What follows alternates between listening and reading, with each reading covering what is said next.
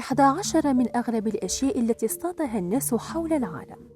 ولكن إذا كنت مسلماً ادعمنا بإعجاب لنعرف عدد المسلمين في هذا الفيديو، ولا تنسى أن تصلي على النبي في كومنت.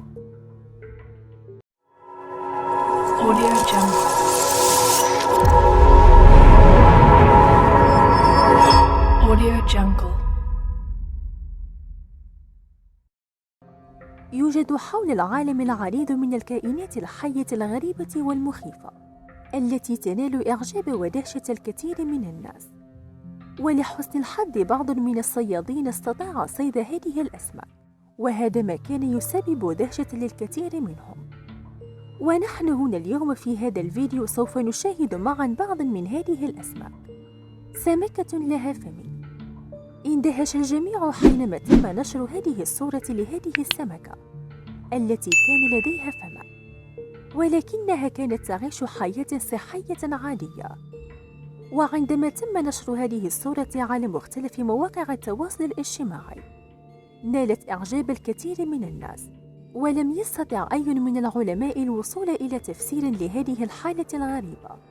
ولكن يقول البعض أنه من الممكن أن تكون قد تعرضت إلى هجوم من قبل واحدة من الأسماك، والبعض الآخر يقول أن التلوث البيئي من الممكن أن يكون واحدا من الأسباب التي أدت إلى هذا الشيء. سمكة التنين. استطاع أحد الصيادين في مياه ألاسكا صيد هذه السمكة التي كانت تشبه التنين، وهي تعتبر واحدة من الأسماك الجذابة التي تمتلك أعينا كبيرة للغاية. كما يقال أن طول هذه السمكة يتعدى المترين. وفي الحقيقة أن العلماء لا يعرفون الكثير عن نوع هذا السمك. كما يقال أن طعم اللحم الخاص بها غير لذيذ، ولذا فهو لا ينال إعجاب الكثير من الناس.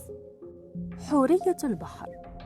يقول الكثير من الناس أن حورية البحر تعتبر من الكائنات والمخلوقات غير الحقيقية، والتي لا توجد بالفعل في الواقع.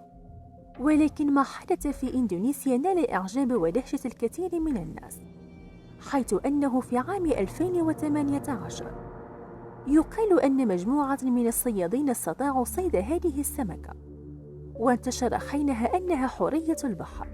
ولكن في الحقيقة إن هذا الشيء كان عبارة عن تمثال تم نحته من قبل واحد من الرسامين، وهذا يعني أن القصة غير حقيقية ومفبركة، وأن مثل هذه الكائنات لا توجد بالفعل في المياه. أفعى ثعبان البحر. تعتبر هذه الأفعى من نوع الأسماك المصاصة للدماء، والكثير من الناس يظن أن هذه الصورة عبارة عن صورة معدلة على برامج الفوتوشوب، وأنها تنتمي إلى أفلام الخيال العلمي. ولكن توجد هذه السمكة بالفعل في الواقع.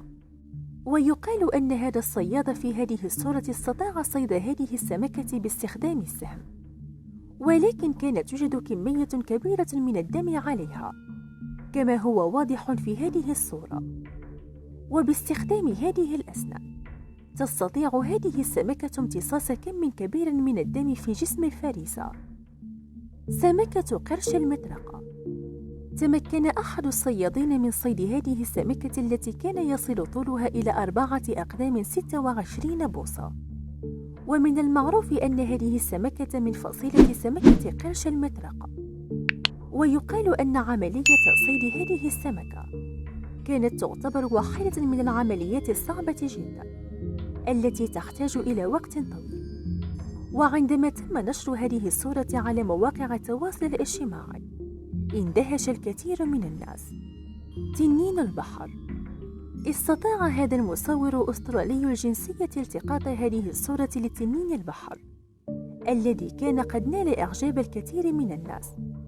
ولكن لسوء الحظ إن هذا التنين كان يوجد داخل كيس بلاستيكي بسبب تلوث المياه، وهذا ما جعل هؤلاء الصيادين والغواصين يحاولون تقديم المساعدة له عن طريق تحريره من هذا الكيس. وتم نشر هذا الفيديو على مختلف مواقع التواصل الاجتماعي بعنوان الحفاظ على المياه من التلوث حتى لا يضر هذا الكائنات البحرية. سمكة الديناصور. استغرق هذا الأمر حوالي 30 دقيقة حتى استطاع هذا الصياد إخراج هذه السمكة من على عمق 7290 متراً. واندهش الكثير من الناس عندما رأوا هذه السمكة، وازداد الأمر دهشة عندما تم نشر هذه الصورة الخاصة بها على مختلف مواقع التواصل الاجتماعي. والبعض كان يقول أنها واحدة من الأسماك النادرة أو المنقرضة، ويطلق عليها البعض اسم سمكة الفقر، حيث يقال أن طعم اللحم الخاص بها سيء جدا. سمكة كولكان، يقال أن هذه السمكة تعتبر من أقدم الأسماك التي تعيش على كوكب الأرض، ويقال أنها كانت تعيش في عصر الديناصورات لكنها انقرضت. ولكن في الحقيقة استطاع أحد الأشخاص اكتشاف هذا النوع من الأسماك، الذي جعل الكثير من العلماء يدركون أنه لا يزال يعيش معنا في هذا العالم بعض من الكائنات التي كانت تعيش في عصر الديناصورات. ولهذا كان الاكتشاف واحداً من الاكتشافات المدهشة التي نالت إعجاب الكثير حول العالم. سمكة قرش قبيحة المنظر، يطلق عليها أيضاً سمكة قرش العفريت، وهي تعتبر واحدة من الأسماك المخيفة جداً. يقال أن طول هذه السمكة كان يصل إلى 6 أقدام، كما يقال أنها كانت تعيش على عمق 914 قدم. وفي خليج المكسيك استطاع أحد الصيادين صيد هذه السمكة، حتى أن الصياد قال أنه طوال هذه السنين التي كان يعمل فيها لم يتمكن من صيد أي سمكة تشبه هذه السمكة من قبل. صيد السمكة من الشرفة. بسبب الحجر الصحي الذي يعيش فيه الكثير من الناس بسبب فيروس كورونا، استطاع هذا الشاب شراء صنارة حتى يتمكن من صيد الأسماك من الشرفة التي يعيش فيها. لكن بالرغم من أنه يوجد على ارتفاع عدة طوابق عن سطح الماء، إلا أنه بالفعل استطاع صيد هذه السمكة في مشهد مدهش للغاية. وبالفعل تم نشر هذا الفيديو على مختلف مواقع التواصل الاجتماعي، وهذا ما نال إعجاب الكثير من الناس حول العالم، حتى أن البعض كان يحاول تطبيق هذه الفكرة من أجل القضاء على الملل. رجل قام بصيد مختلف الأسماك.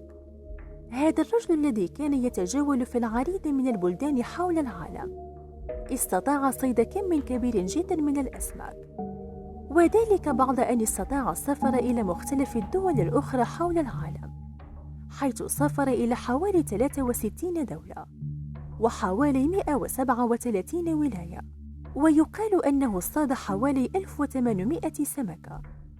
ومن خلال العديد من الصور كان من الواضح أنه استطاع صيد مختلف الأسماك حول العالم، وهذا يعني أنه استطاع وضع أرقام قياسية جديدة في صيد مختلف أنواع الأسماك من مختلف الأماكن بكميات كبيرة جدا. نصف سمكة القرش الخطيرة. في يوم من الأيام على أحداث هذه السواحل استطاع هذا الصياد صيد هذه السمكة الغريبة، التي كان من الواضح أنه استطاع صيد نصفها فقط. فهذا يعني أنه من الممكن أن تكون السمكة قد تعرضت إلى الهجوم بعد أن شبكت في هذه الصنارة. ولهذا اندهش الرجل بعد أن قام بتصوير هذه السمكة ونشر هذه الصورة على مختلف مواقع التواصل الاجتماعي، وهذا جعلها واحدة من أغرب عمليات الصيد التي تمت حول العالم.